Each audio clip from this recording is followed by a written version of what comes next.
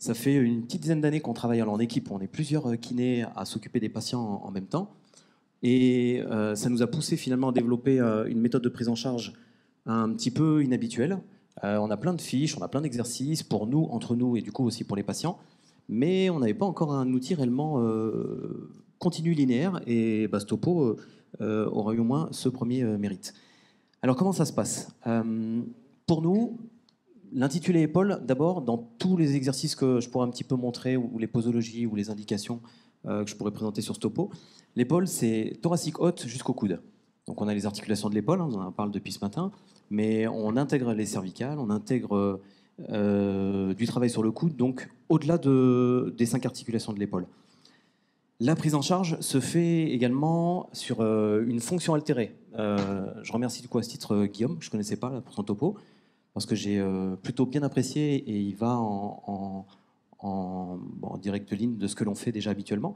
Mais on met la priorité à une fonction altérée avant d'abord une structure. Alors la structure est toujours prise en charge, encore une fois, comme l'a dit Frédéric, c'est pas blanc ou noir, c'est pas ou l'une ou l'autre, mais notre premier critère et notre première entre guillemets transformation pour le patient, qui vient pour une douleur, une plainte, quel que soit son terme, c'est une fonction qui est altérée. C'est un geste, une situation, un état qui ne peut plus normalement mettre en place. Dernier paramètre qui m'explique que je ne vous présenterai pas dans les détails ce tableau, c'est que cet amas d'exercices, aujourd'hui, vous pouvez trouver n'importe quel exercice de manière très simple, très facile. Il y a des formations qui sont très bien détaillées pour ça. Il y a YouTube qui est génial également pour ça. Donc on ne parlera pas de ça aujourd'hui. Par contre, le topo, je préfère le recentrer sur comment essayer de reconstruire votre conditionnement. C'est un peu ce qu'on a chacune à faire dans nos centres, dans nos cabinets, en fonction du patient, donc du profil de patient, du profil de pathologie, de sa plainte, encore une fois, de gêne. Je ne parlerai pas systématiquement de douleur, mais juste de plainte, en fonction de la science, des données de la littérature, mais également de notre propre expérience. Donc, ce protocole, il est fait de qualité. Comment elles ont été mises en place? En gros, au nombre de 7, elles représentent ce que l'on pourrait présenter comme de la performance humaine. Que ce soit un sujet sédentaire ou un sportif, avec ces 7 qualités-là, on arrive à réintégrer tout ce dont il a besoin. C'est inspiré du concept de Team Exos. C'est le leader mondial en matière de préparation athlétique. À la base, ce sont surtout des préparateurs physiques américains et des physiothérapeutes. Et c'est adapté aux patients que l'on traite. Donc, d'abord des qualités, et ensuite, un second concept très important chez nous, c'est le concept d'étape. On met un petit peu de côté les critères temporels. Alors, c'est très à la mode maintenant pour le membre inférieur depuis pas mal d'années, un peu plus petit à petit pour l'épaule. Mais voilà, pourquoi on met de côté le temps? Parce qu'avec l'expérience, 2 patients opérés, par exemple, par le même chirurgien, pour la même pathologie, avec sensiblement le même profil structurel, anatomique, évoluent finalement différemment. Il y en a qui mettent 3 mois à récupérer d'une suture tendineuse et un retour au sport de qualité, et pour d'autres, on galère encore à 6-7 mois. Donc, on agit finalement plutôt maintenant par critères de passage, E1, E2, E3. On passe d'un critère à l'autre en ayant validé des tests les plus objectifs possibles. Brièvement, l'étape 3, elle est commune à ce qui se fait sur le membre inférieur. C'est de la réathlétisation, c'est du retour au sport. On touche le sport, on est spécifique. Pourquoi 3 sous-étapes? Parce que là aussi, c'est largement maintenant développé pour le croisé dans le membre inférieur. C'est qu'il y a d'abord un retour au sport, à la participation, très simple, très basique. On sort du cabinet, on sort du kiné, et on remet les mains et les épaules dans la pratique sportive. Le 3.2, c'est celui qui fait qu'on a repris la compétition. Mais une fois repris la compétition, on n'est toujours pas à 100%. On ne peut toujours pas se dire « je suis exactement comme j'étais avant ma blessure ou ma gêne ». Le 3.3, c'est l'ultime objectif de toute prise en charge, c'est de se dire « c'est de l'histoire ancienne, j'ai repris exactement comme j'étais avant ». Donc là-haut à gauche, que ce soit du tennis ou entre guillemets un sédentaire, il y a un moment ou un autre où il y a entre guillemets une chute parce qu'il y a l'apparition des plaintes, plus ou moins grave, plus ou moins importante, c'est elle qui nous permet de situer le patient au début, son étape 1, son étape 2.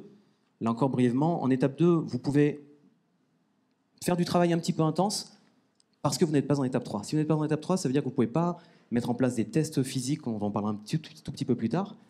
Donc vous n'êtes pas en étape 3, entre guillemets, de fait parce que vous ne pouvez pas faire ce qu'on voudrait en étape 3, à savoir tout à fond. Vous glissez en étape 2. Pourquoi en étape 2 et pas en étape 1?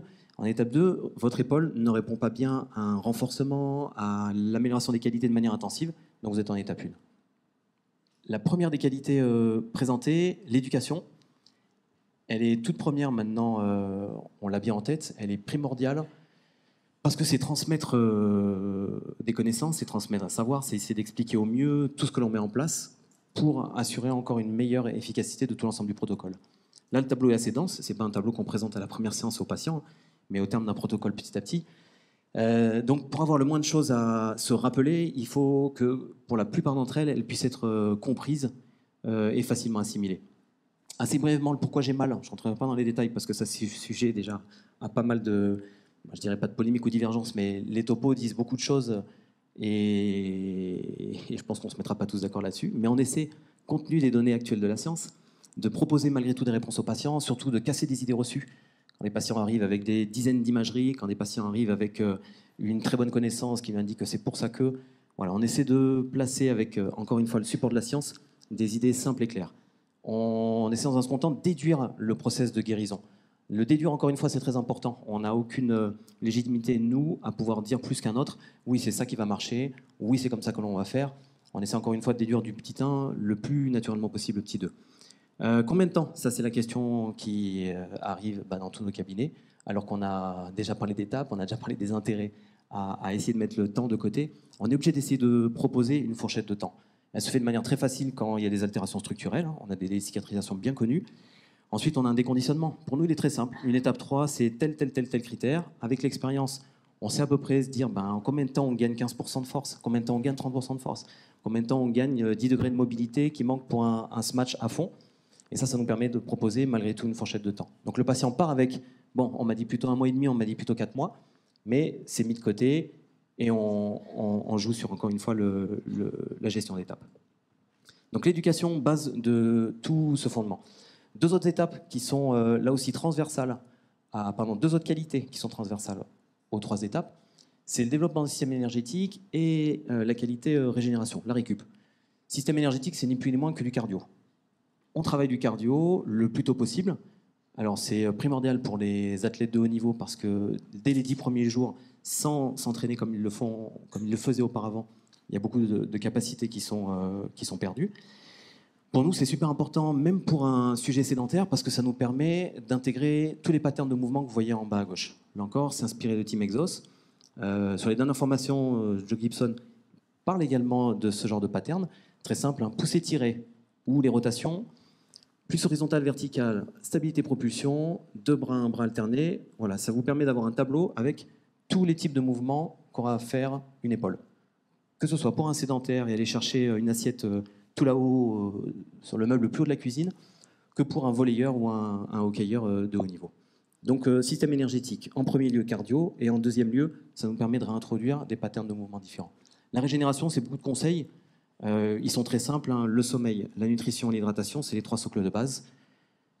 Au-delà de ça, tout ce qui est physiothérapie, tous les autres types de traitements, on explique que ça reste accessoire. Sans passer trop de temps, sur la nutrition, l'ingestion de protéines, maintenant ça se fait au haut niveau de plus en plus. Nous, on essaie de faire prendre conscience pas mal, surtout au sujet de plus de 60-70 ans. La préparation physique, elle leur est indiquée. On va faire du travail de force. Par contre, sans apport de protéines de base, encore une fois, sans supplémentation, mais un petit-déj, déjeuner, dîner, sans protéines ou avec très peu de protéines, égale quasiment rien pour votre protocole de renforcement. Pas de prise de force. Et ça, voilà, c'est pas des athlètes de haut niveau, ça reste que des êtres humains, monsieur, madame, tout le monde, mais ça a son importance. Qualité suivante, alors là, elles intègrent un petit peu plus notre travail. On en étape 1, et c'est la force, la mobilité, la pliométrie, le contrôle moteur. Ça d'abord, c'est une petite vidéo qui, je pense, parlera à peu près à tout le monde. C'est une épaule en étape 1. L'élévation antérieure est limitée, et surtout douloureuse. L'élévation latérale, c'est la même chose. On ajoute ce qu'on appelle un transat, simplement une rotation latérale en abduction maximale, et une main dans le dos. Voilà. Avec cette petite vidéo et 4 mouvements, on a déjà balayé pas mal de choses. On fait un petit peu comme Guillaume l'indiquait, les mêmes mouvements, mais en décubitus dorsal ou en décubitus latéral. La pesanteur aide à faire ce mouvement-là, et s'il y a une différence, on sait qu'il y a quelque chose de l'ordre de l'épaule raide. La pesanteur aide au mouvement, ça le libère, on sait qu'il se passe quelque chose plutôt en termes de fonction active sur l'épaule. Donc comment gérer ça? Ça se passe avec ça. Voilà. On a une étape 1, on a un patient donc on a placé en étape 1, et la mobilité, la force, le contrôle moteur et la pliométrie vont être sollicités via ce protocole qui ressemble un peu à un jeu de loi. En gros, vous êtes en case 1, départ. C'est très simple, hein, vous êtes debout et vous avez des mouvements à faire avec le coude. Le coude, c'est de la flexion, de l'extension, de la pronosupination, poignet. Donc l'épaule, finalement, on lui fout la paix. Mais départ étape 1, c'est par exemple une butée de la targée à 5 jours de son opération. Il ne peut pas bouger, il est encore sous morphine, mais il peut déjà commencer à faire quelque chose d'actif. Et chaque case est validée à partir du moment où la précédente est faite dans toute son amplitude, sans douleur, ni pendant ni après la séance. Pourquoi cette position, debout, dos, vous les avez lus, cette position pour pouvoir balayer tout ce que peut faire une épaule. Parce qu'une épaule doit pouvoir aller quelque part par là, quelque part là-haut, quelque part derrière et à l'intérieur, sur les côtés. Bref, il y a des mouvements qui sont multiples et variés. C'est cette position qui permet de reproduire chacun des mouvements du bras, et avec à chaque fois une petite option facilitatrice de la gravité. C'est-à-dire que la pesanteur vous aide à faire le mouvement. Si vous allongez votre patient sur l'épaule contre, par exemple, vous pouvez lui faire travailler la main dos, main-fesse, contralatérale, avec l'aide de la gravité. Chose qu'il est incapable de faire au départ debout, parce que c'est une amplitude quand même rapidement extrême. Lorsque vous êtes par exemple à quatre pattes tout simple, vous l'imaginez, vous avez les mains très proches des genoux, vous pouvez commencer à aborder un travail de pliométrie, un travail de pompe, en plaçant l'équivalent de 10 grammes sur votre épaule. Ça fait un petit peu peur au départ, vous vous rendez compte que vous faites tout avec les fessiers et les jambes, mais au moins votre épaule commence à faire de la flexion.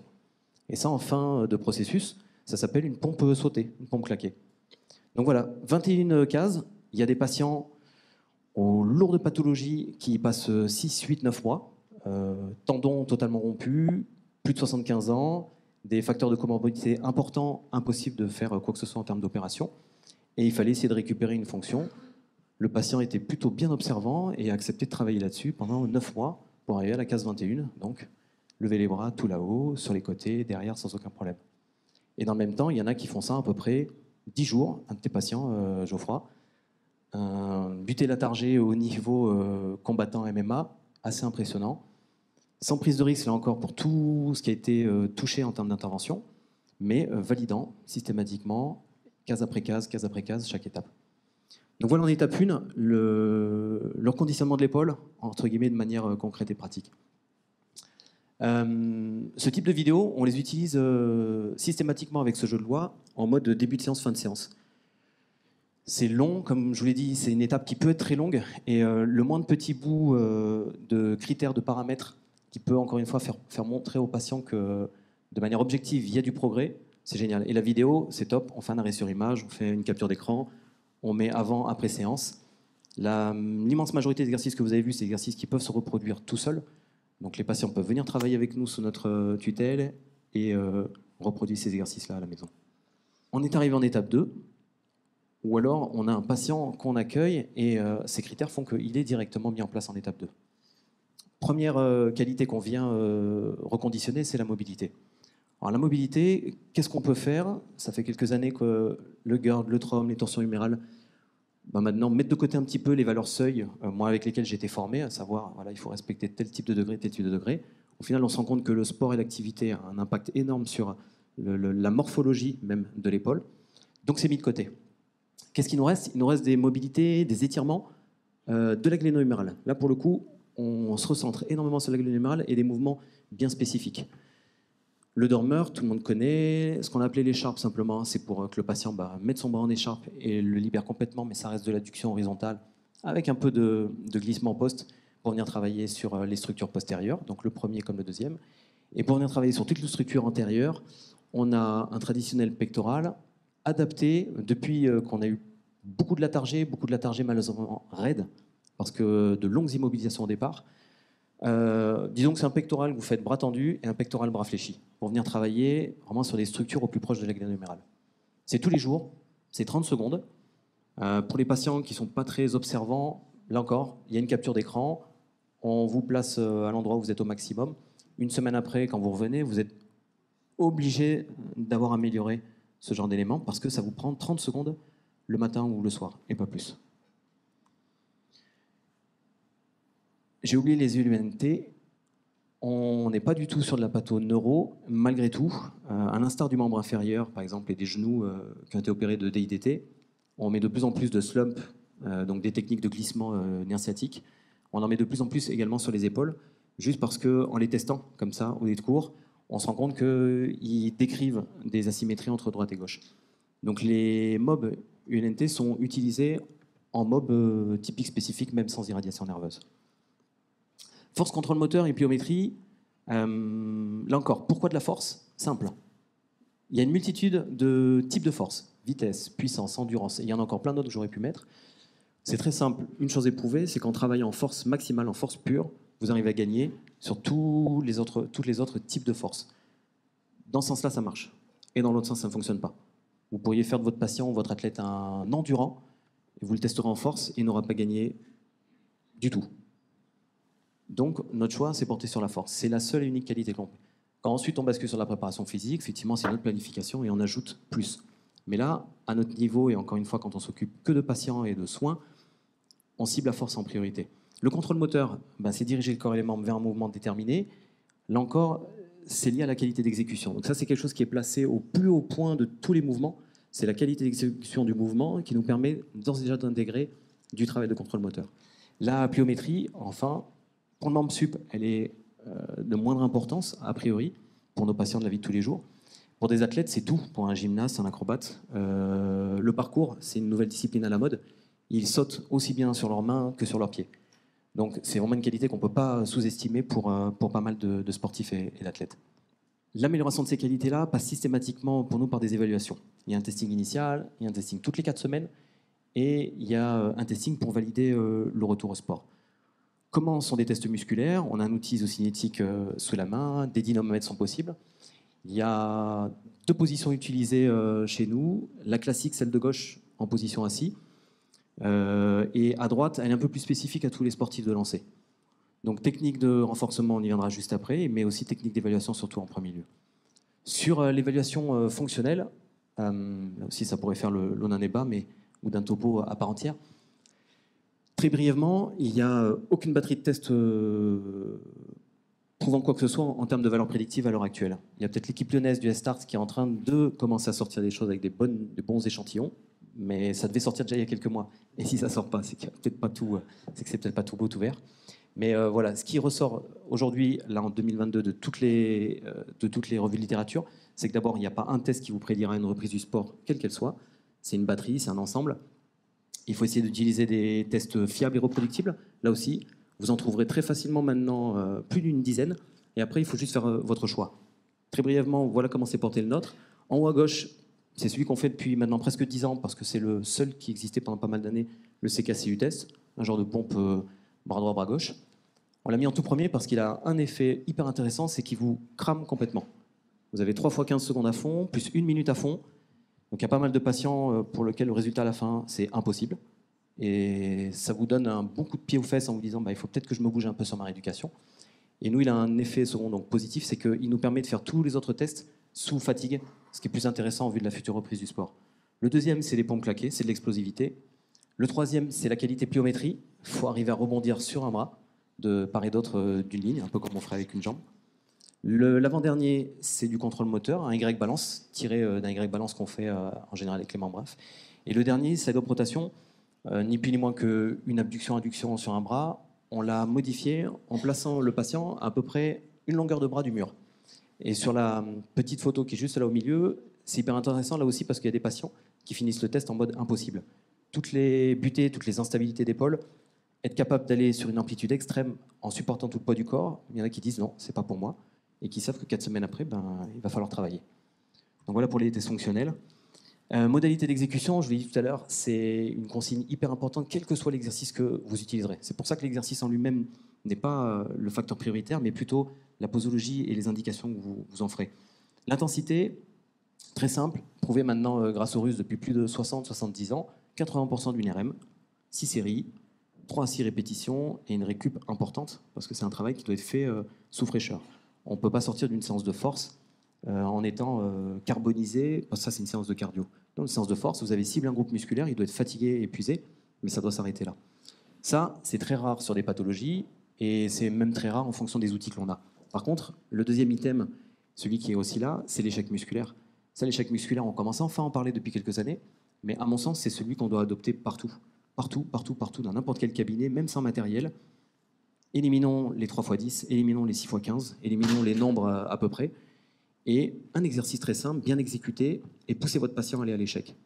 Si vous voulez une bonne observance et que vous lui donnez un exercice pour lequel l'échec est à 80 répétitions, il ne le fera jamais. À ce niveau-là, mettez des niveaux d'exigence supplémentaires, trouvez des ustensiles qui font que, autour de 10-15 répétitions, votre patient s'est épuisé. Voilà. Et là, vous savez que sous 3 mois, avec de belles études qui ont évalué sous biopsie musculaire si des fibres musculaires étaient fabriquées, c'est le cas. Le temps sous tension, là aussi, il vous permet de gagner et d'hypertrophier. Donc un simple exercice, le même que celui que vous avez utilisé d'habitude, la partie excentrique, celle où le patient retient le poids du corps, demandez-lui de retenir le poids du corps sur 3, 4, 5, 6 secondes. Là encore, 2 secondes versus 6 secondes, il y a une meilleure hypertrophie musculaire observée après 3 mois d'entraînement. Le programme au centre chez nous, comment il se compose? Une partie analytique et une partie globale. Il n'y a pas de guerre entre les deux. La partie analytique, il y a un muscle qui entraîne un mouvement. Et la partie globale, c'est un mouvement global qui est entraîné par plusieurs muscles. Donc on ne pourra pas vous dire là encore l'un est meilleur que l'autre. Nous, grâce aux évaluations analytiques, on se rend compte qu'il y a plein de mouvements qui sont améliorés, qui sont faits sans douleur. Et sur les tests analytiques, 0 progrès. Parce qu'il y a du contrôle moteur, parce qu'il y a tout ce qui a été évoqué tout à l'heure sur le facteur douleur et le ressenti de la douleur. Donc les deux ont leur importance. Analytique, isocinétique, assis allongé, j'en ai parlé tout à l'heure. L'iso-inertiel, c'est ce que vous voyez depuis tout à l'heure. C'est simple, c'est un yo-yo. Le yo-yo, c'est que lorsque vous tirez en concentrique, la partie excentrique vous revient un peu plus forte que ce que vous avez réussi à tirer. À l'inverse d'un élastique où vous tirez 100, vous retenez 100. Donc l'inertiel est intéressant surtout pour les phases excentriques. Il y a une évolution en termes de difficulté. Là, c'était assez facile, les patients étaient couchés, une épaule bien fixée. On fait évoluer ça vers un peu plus de difficulté, vers des amplitudes qui vont chercher les limites des appréhensions des patients. En global, ça se résume à 6 à 8 ateliers, regroupant un peu tous les types de mouvements. Et là encore, la composante, c'est force. Ça veut dire qu'il y a une durée de mouvement qui est mise en place au départ, 15 secondes, 30 secondes, 45 secondes. Une qualité d'exécution qui est demandée avec les paramètres dont je vous ai déjà parlé. Et il faut qu'il y ait un échec musculaire sur 15, 30 ou 45 secondes. Et au bout de 3 ou 4 tours, vous savez que vous avez un impact sur le gain de force musculaire. On était sur le programme au centre. L'auto-rééducation, ça c'est ce qu'ont systématiquement les patients également à faire. Systématiquement, ça dépend un peu d'une formule de départ. Sur lesquelles on a parlé un petit peu sur les anglo-saxons. Nous, on s'adapte énormément à la disponibilité et aux critères de budget également des patients. Donc vous avez, on va dire, dans l'extrême des prises en charge, 2 ou 3 séances qui sont faites pour faire les bilans, vous avez vu, placer les patients dans les différentes étapes, apprendre ce type de protocole, et on ne revoit les patients qu'une fois par mois pour des réévaluations.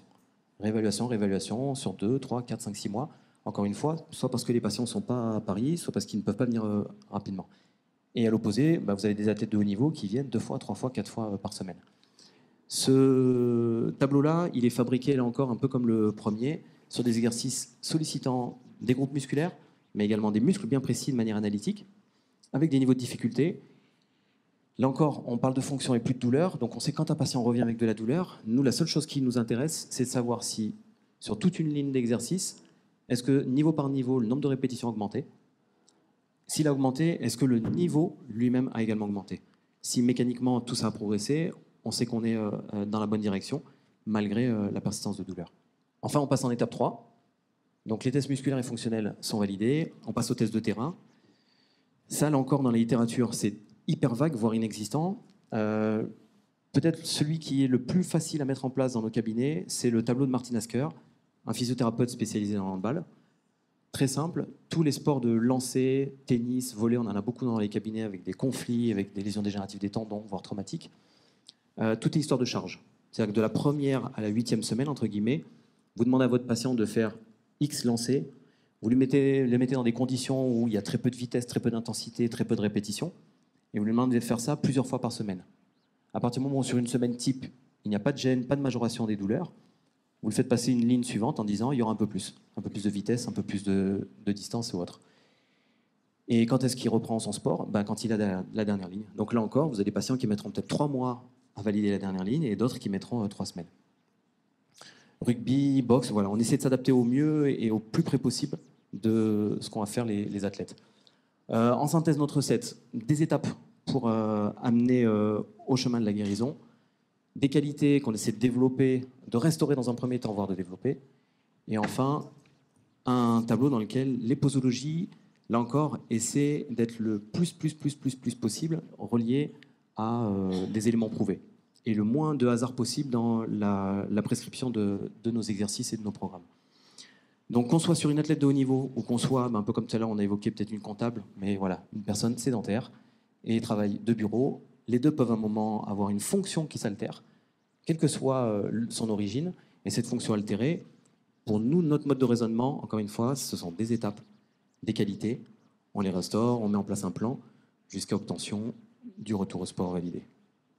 Merci de votre attention.